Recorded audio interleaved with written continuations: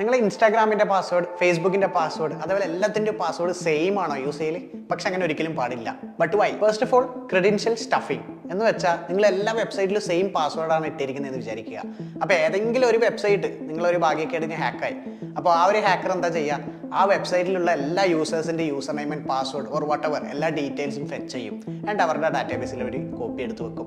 And നിങ്ങൾ എല്ലായിടത്തും same password use ചെയ്തിട്ടുണ്ടെങ്കിൽ അവർക്ക് ഈസി ആയിട്ട് നിങ്ങളുടെ അക്കൗണ്ട് ഹാക്ക് ചെയ്യാൻ പറ്റുന്നതേ ഉള്ളൂ. കാരണം ഇൻസ്റ്റാഗ്രാമിന്റെയും ഫേസ്ബുക്കിന്റെ എല്ലാത്തിനും പാസ്വേഡ് സെയിം ആയതുകൊണ്ട് അതെല്ലാം ഒരുമിച്ച് കോംപ്രമൈസ് ചെയ്യാൻ ഒരൊറ്റ ക്ലിക്ക് മതി. സോ ഈ ഒരു കാരണം കൊണ്ടാണ് എല്ലാത്തിലും സെയിം പാസ്വേഡ് യൂസ് ചെയ്യരുത് എന്ന് പറയുന്നത്. അപ്പോൾ ഇതുപോലെ ഏതെങ്കിലും ഒരു വെബ്സൈറ്റിൽ നിങ്ങളുടെ password or username breach ആയിട്ടുണ്ടോ എന്ന് ചെക്ക് ചെയ്യാൻ പറ്റും. എങ്ങനെയാണെന്നല്ലേ, HaveIBeenPwned.com എന്ന് പറഞ്ഞ വെബ്സൈറ്റ് ഉണ്ട്. അതിൽ നിങ്ങൾ ജസ്റ്റ് ഇമെയിൽ അഡ്രസ് ഒന്ന് ടൈപ്പ് ചെയ്ത് നോക്കുക.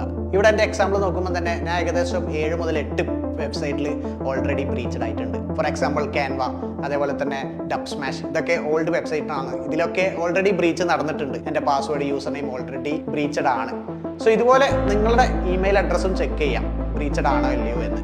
Four more videos follow Offenso hackers academy.